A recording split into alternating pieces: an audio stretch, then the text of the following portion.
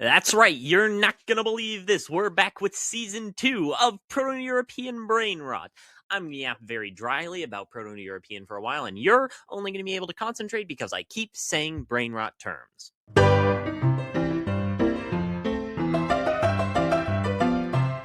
Speaking of yapping, let's start with an easy one. Yapping.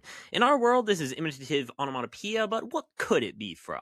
Now, this isn't as easy as it might look. In English, the lemma is from the first-person singular ending, so if we beeline straight to yappa, this is an open syllable and we get English yape, so it has to be a geminated yappa, infinitive yapan. Now, the brightening of to a is totally predictable and it breaks after a palatal. There is trouble in Proto-Germanic, which is that it has to have already broken to make the palatal in the first place, hence why we only see ya before ra. We could umlaut it from gapiana, but then it would go all the way to yep. We could also just set it up as yapana from Proto-Germanic, or insist some point about meddling from West Saxon or Kent dialects of Old English, resulting in the low vowel palatalizing.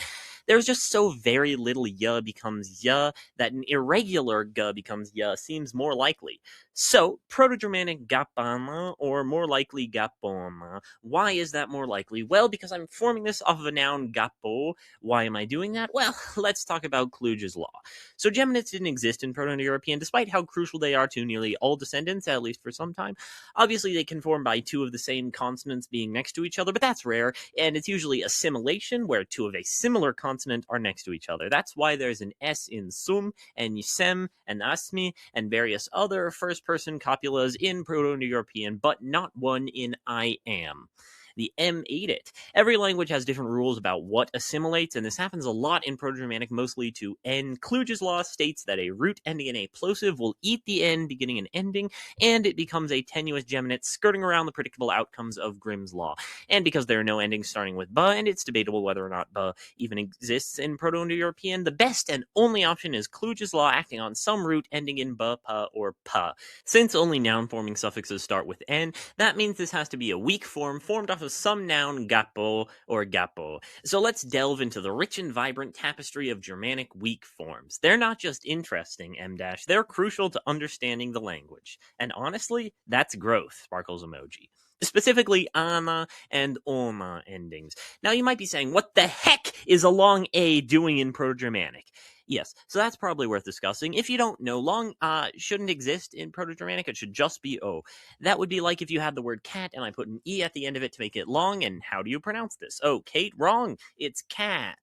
It's like, what are you talking about? What is a? That's not a thing. That doesn't exist in English. Long a is a. But then I guess we have this word yeah that technically exists. So like, yeah, I guess we technically have a, but we shouldn't. How did we end up with ana and ona endings?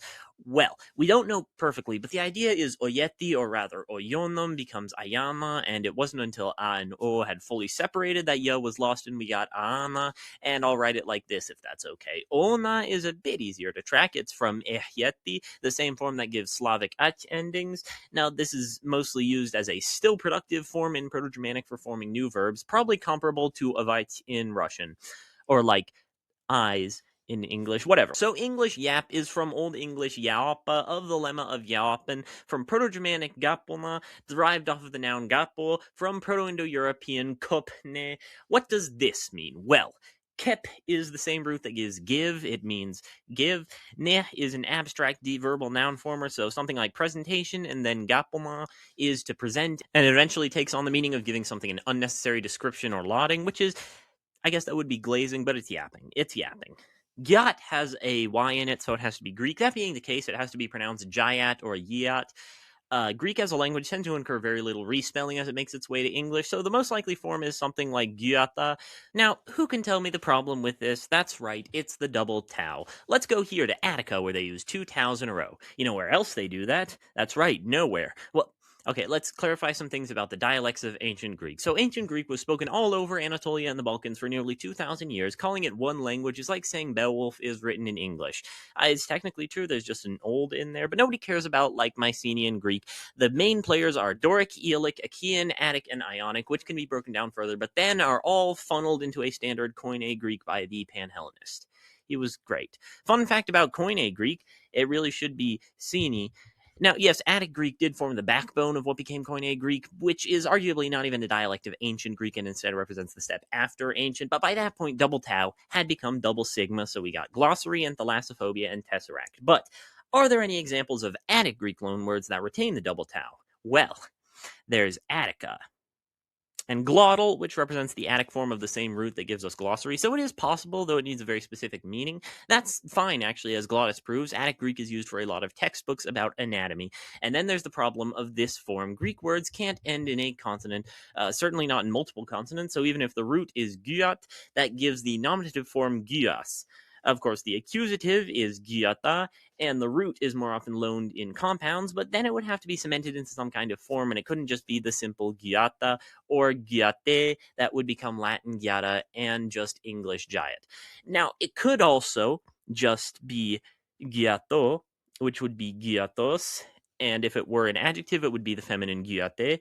Compare the development of music. So if we have a form, what does it mean and how does it get into ancient Greek? So here comes the hard part. You're not going to like this, but ia doesn't just exist willy-nilly in Greek. The only examples I can find for it are dryad and cyan, one of which is a loanword and the other is a compound. Now there are a few other examples, notably mia, fly, and krios, cold. Both of these involve a root with aus with the s debuccalizing, and it is also worth noting that mia is the Attic form of fly. Fly the animal, not the action. So it has to be a combination to be 3 syllables, which I suppose is obvious. So neither geese nor athos exist in ancient Greek, so we'll have to make them up, probably glue them together in an early Mycenaean Greek or even Proto-Hellenic, harden into Attic Gyatte, loaned as Latin Gyatta, and French Gyatt, and English Gyatt. Now, fortunately, dos means to taste, and some suffix hetios from het, meaning yet or but, as could come together for gyattos with some meaning like tantalizing.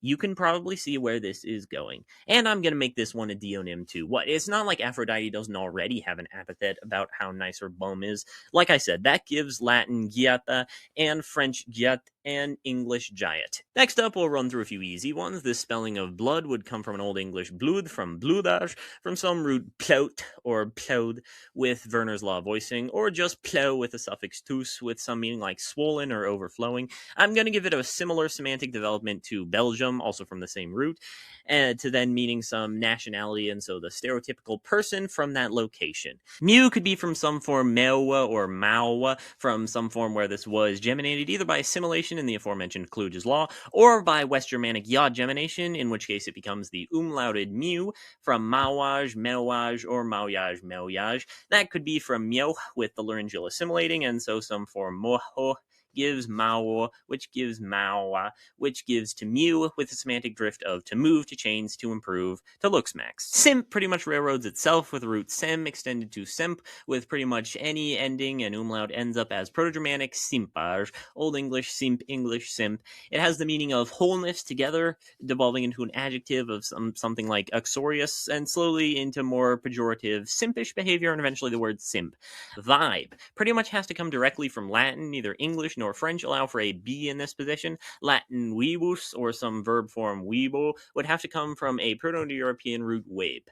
Now again, ba is rare to the point of non-existence in Proto-Indo-European, so it's actually just straight up more likely this is from earlier vidwus, from Proto-Indo-European wedwos, more likely a feminine vidwa viba. This means to see, so it can be experience, feeling, and so just vibe. So like I said earlier about the consonant ba maybe not existing in Proto-Indo-European, the consonant pa is pretty rare in Germanic, and so larp is most likely from Latin. However, it can't just be from some root ler extended with pa, because that breaks Proto-Indo-European phonotactics. Let's talk about that. So L and R cannot occur together in the same Proto-Indo-European root, the same way two plosives with different voicings occur only rarely. We think there was some kind of dissimilation or assimilation in Proto-Indo-European where roots that would have these separate change to having them together. But you may ask, what about lark, the bird, and lurk to hide, and learn, and large, and laryngeal? They love those in Proto-Indo-European, I know. Well, these are all either two syllables that combined, a less that got voiced and rhoticized, or unclear. And since we don't have Werner's law and also pa is voiceless, we only have one option. Well, I suppose I could say uncertain, but that would probably be unsatisfying. Now, could some compound lagarpum be condensed into just larp? Well, no, because I was lying last video when I said g and k get ground into dust, because they actually get ground into y, and so we would expect something like lerp or lerp. So it probably has to be v. If that doesn't give lorp or just refuses to disappear between low vowels, compare lavare. Maybe ladarpus, but as I've said, is not a normal consonant in Proto-Indo-European, and it can't just show up anywhere in Latin. Fortunately, very fortunately, before w is the one place it can easily show up. So unlike in Germanic, where o and a merged and then were resorted based on length, and then a bunch of other stuff happened, Latin o and a were pretty much left alone, except for Thurnason Havett's law, which states that intervocalic w lowers a preceding o, so it can be pretty much any of the low roots: dirt, cut off, or wash. We'll figure out the semantics later. But the first part of the compound is visible in some word, lavus. The second half, arpo, is a bit harder. We need exactly herp, because there's no such leniency on how to form a in this position. There is her, which could be extended and ultimately cobbled together into leo herpeti, to put dirt together. Do I have to do the semantics? This can be to clean or like cover something up, and so it eventually becomes to pretend to LARP. Latin lavarpare, ego lavarpo, Old French larper, je larp, English larp, probably French lorper, but I don't have the most options right now. And finally, mog. So, in English, g is very soft, and most of the time, Old English mog would give mo. Now, we could have moga, but again, you can't just decide to geminate it. Kluge's law only gives voiceless codas, and West Germanic gemination needs a yod to assimilate it, which would umlaut, if not palatalize it altogether. No, so you're saying there's no English words ending in og? What about dog, and log, and frog, and bog, and soggy? Well, bog is from Celtic, and dog and frog are unknown, and log and soggy are from Norse. So yeah, I kind of am saying that. Norse is the most common source, yielding such gems as egg and big. There are a couple of reasons for this. The main reason is that Norse g hardened like German g did, and English w, y, and Dutch ch didn't. The other reason is Holtzmann's law, which states that even consonants that originally were w and y can harden into g when geminate. That word mu from earlier would be something like Old Norse magva, or mogva, because of a breaking. Wait! Could that be it? Did I just pull off the most amazing Norse-English doublet pair since shirt-skirt? Are mu and mog the same word, and did I plan this from the start? The answer to that last one, at least, is no, and I'm not convinced about this, actually. The vowel o is very low and could easily be mag in English. Compare law from logr, though that was loaned pretty early, so instead compare bark from borkr, and rag from rog, and wand from vondr. All right, that's a bit harder to argue with, but then compare vol from volr, baby. And in general, this vowel raised up in later pronunciations, and so later borrowings might give a higher o, and so we get mog as a piecewise doublet of mu from Norse. And that's the high note to end on.